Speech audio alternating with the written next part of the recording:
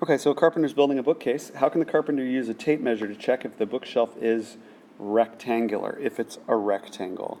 Well, let's first determine that it's a parallelogram, okay? And then we can see if it fits the special type of parallelogram that we need it to be.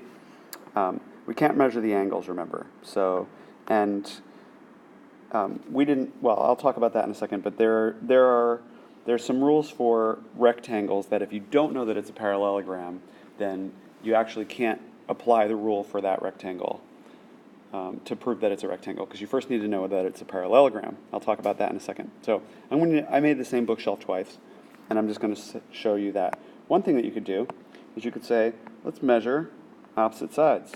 We know that if opposite sides are congruent,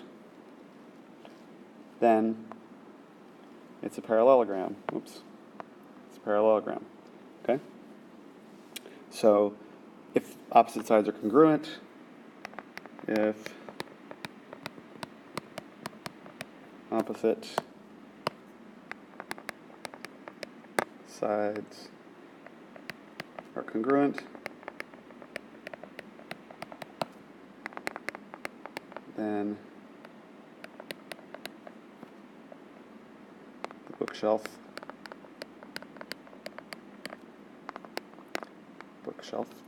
is a parallelogram.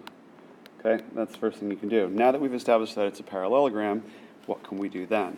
Well, from there, you can measure the diagonals. You can say, if this diagonal is congruent to this diagonal, then we know that it is a special type of parallelogram called a rectangle.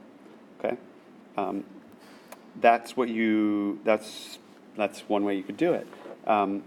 Now, I just want to point out that if you have something like this, a trapezoid, that's a terribly done trapezoid, but if you have a trapezoid, you can also have diagonals that are congruent. And so if you first don't take note of the fact that it's a parallelogram, then you might be dealing with something where you have the diagonals congruent, but you actually don't have a rectangle because you didn't start with a parallelogram. It could have been this red drawing up here. It could have been a trapezoid. So first establish that it's a parallelogram, and then measure the diagonals, and if the diagonals are equal, then it's a rectangle.